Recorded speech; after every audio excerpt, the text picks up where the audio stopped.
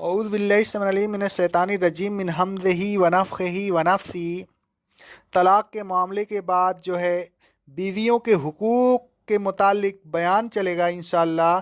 अगर एक से ज़्यादा बीवियाँ हों तो उनके साथ यकसा सलूक करें।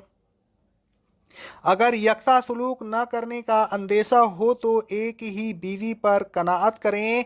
अल्लाह तबारक व ताला फरमाता है सूरह निसा की आयत नंबर 3 में, अगर तुम्हें अंदेशा हो कि बीवियों में इंसाफ न कर सकोगे तो फिर एक ही बीवी करो। बीवियों से बुग़्ज़ न रखिए। अगर उसकी एक खसलत नापसंदीदा होगी तो दूसरी पसंदीदा होगी। रसूलुल्लाह सल्लल्लाहु अलैहि वसल्लम फरमाते हैं, सही मुस्लिम की हदीस है, कोई मोमिन किसी मोमिना से बुग़्ज़ ना रखे। अगर उसकी एक आदत नापसंदीदा होगी तो दूसरी पसंदीदा होगी।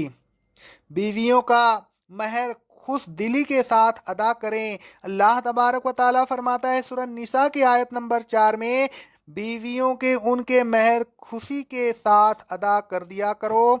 अगर बीवी इताअत करे तो उस पर ज़्यादती करने का बहाना न तलाश करे। अल्लाह तबारक व ताला फरमाता है सूरह निसा की आयत नंबर 34 में, अगर बीवियां इताअत करें तो फिर उन पर ज़्यादती करने का बहाना न तलाश करो।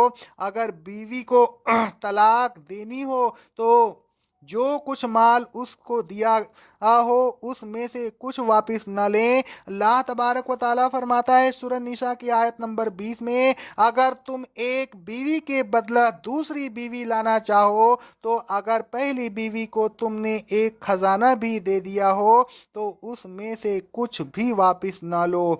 और शौहर को चाहिए कि बीवी की हर किस्म की निगरानी करे। रसूलुल्लाह सल्लल्लाहु अलैहि वसल्लम फरमाते हैं, सही बुखारी की हदीस है, मर्द अपनी अहल का हुक्मरान है और उससे उस सिलसिला में बाज पुरस होगी। जब खुद खाए तो बीबी को भी खिलाए और जब अपने लिए कपड़े बनाए तो उसके लिए भी बनाए। एक शख्स ने रसूलुल्लाह सल्लल्लाहु अलैहि वसल्लम से सवाल किया, रिवाह अहमद की हदीस है, सनद सही की, ये बीवी का शौहर पर क्या हक है? रसूलुल्लाह सल्लल्लाहु अलैहि वसल्लम ने फरमाया, जब तुम खाओ तो उसे भी खिलाओ और जब तुम पहनो तो उसे भी पहनाओ। रसूलुल्लाह सल्लल्लाहु अलैहि वसल्लम फरमाते हैं, सही मुस्लिम की हदीस है, तुम पर मारूफ के मुताबिक बीवियों का खाना और कपड़ा पहनाना फर्ज है। बीवियों के साथ अच्छी तरह रहिए, उसके साथ बदसलूकी ना करें। घर के कामों में उसका हाथ बटाएं, उसकी ख्वाहिशात का ख्याल रखें। अल्लाह तबारक व ताला फरमाता है सूरह निसा की आयत नंबर 16 में, बीवियों से दस्तूर के मुताबिक ज़िंदगी गुजारो। रसूलुल्लाह सल्लल्लाहु अलैहि वसल्लम फरमाते हैं, रिवाह तिरमिजी की हदीस है, सनद सही से, तुम में सबसे बेहतरीन वह है जो तुम में अपनी बीवियों से सबसे बेहतर है। ये रसूलुल्लाह सल्लल्लाहु अलैहि वसल्लम फरमाते हैं, ये सही मुस्लिम की हदीस है, बीवियों के साथ खैर ख्वाही करो। रसूलुल्लाह सल्लल्लाहु अलैहि वसल्लम फरमाते हैं, सही मुस्लिम की हदीस है, बीवियों के मामला में अल्लाह से डरते रहो। और असवद कहते हैं, मैंने हजरत आयशा सिद्दीक़ा रज़ी अल्लाह ताला अन्हा से पूछा, हाँ सही बुखारी की हदीस है कि रसूलुल्लाह सल्लल्लाहु अलैहि वसल्लम अपनी अहल में क्या करते रहते थे? हजरत आयशा सिद्दीक़ा ताहिरा मुताहिरा रज़ी अल्लाह ताला अन्हा ने कहा, अपनी बीवियों के काम में लगे रहते थे। रसूलुल्लाह सल्लल्लाहु अलैहि वसल्लम फरमाते हैं, सही बुखारी की हदीस है, तुम्हारी बीवियों का भी तुम पर हक है, अलगर्ज बीवियों के हुकूक की निगहदाश्त करें। अल्लाह तबारक व ताला से डरता रहे कि कहीं बीवियों के साथ ज्यादती या ना इंसाफी ना कर बैठे। शौहर बीवी पर हुक्मरान और निगरान है। अल्लाह तबारक व ताला फरमाता है सूरह निसा की आयत नंबर 34 में, मर्द औरतों पर हाकिम है। यह इसलिए कि अल्लाह तबारक व ताला ने बाज को बाज पर फजीलत दी है और इसलिए भी कि वह उन पर अपने माल खर्च करते हैं। रसूलुल्लाह सल्लल्लाहु अलैहि वसल्लम फरमाते हैं, सही बुखारी की हदीस है, मर्द अपनी बीवी पर हुक्मरान और निगरान है और उससे उसकी बीवी के मुतालिक बाज पुरस होगी। एक औरत کو مرد کی تسکین کی خاطر پیدا کیا گیا ہے۔ اللہ تبارک و تعالیٰ فرماتا ہے سورہ آراف کی آیت نمبر 189 میں، اللہ ہی ہے جس نے تم کو ایک نفس سے پیدا کیا اور پھر اس سے اس کا جوڑا بنایا تاکہ وہ اس سے سکون و راحت حاصل کرے۔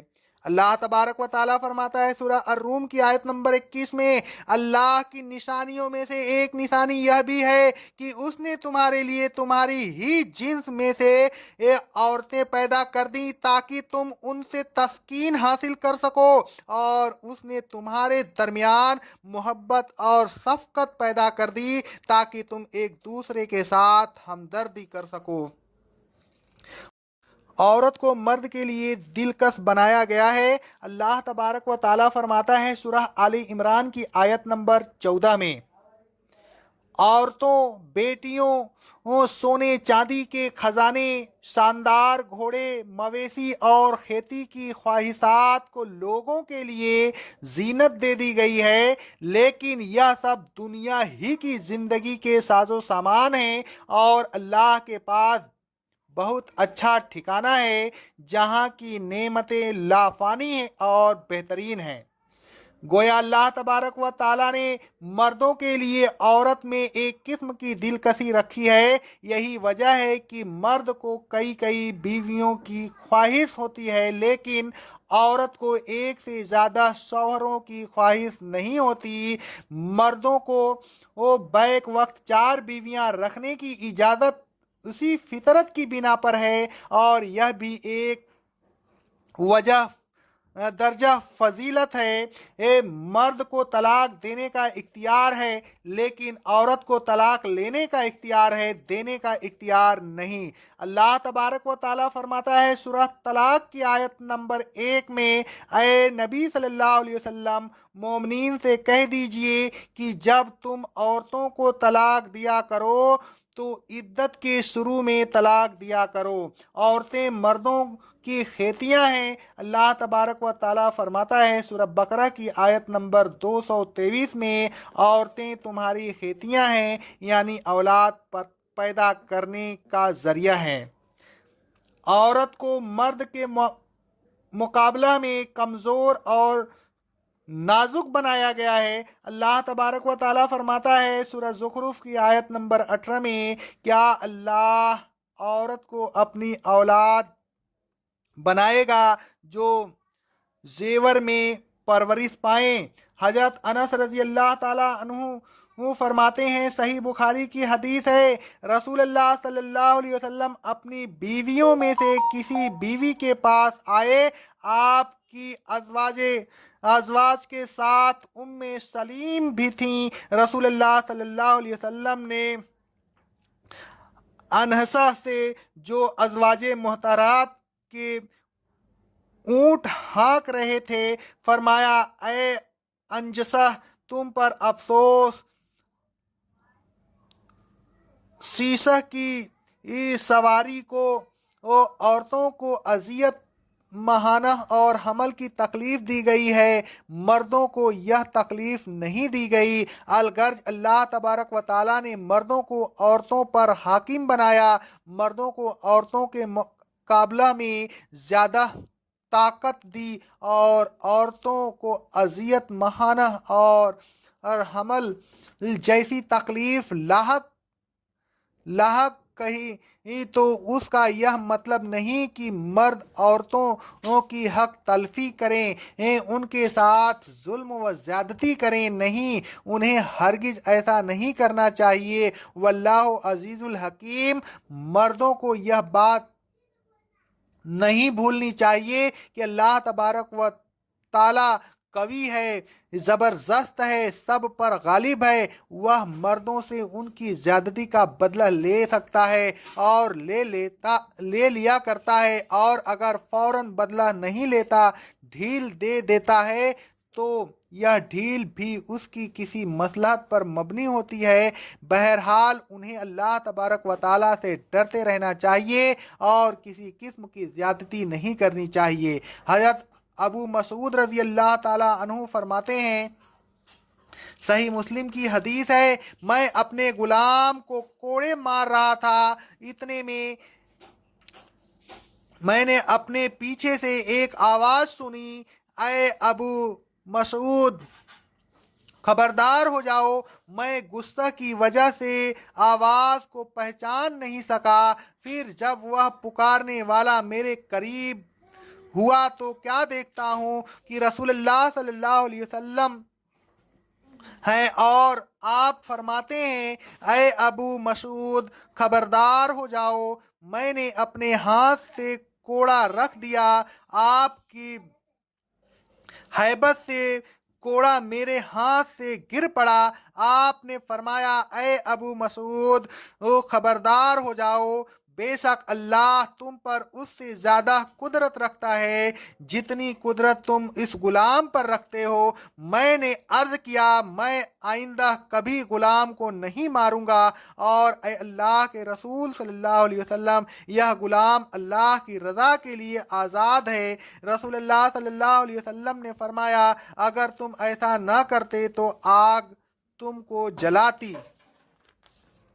اے لوگوں، اللہ تبارک و تعالیٰ سے ڈرتے رہیے، زوجین کے حقوق ادا کرتے رہیے، کسی پر ظلم و زیادتی نہ کیجیے۔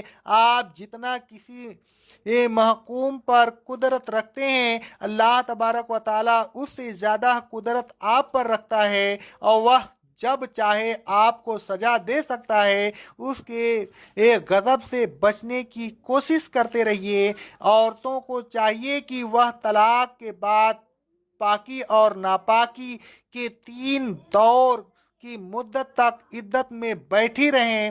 اس مدت میں کسی سے نکاح نہ کریں۔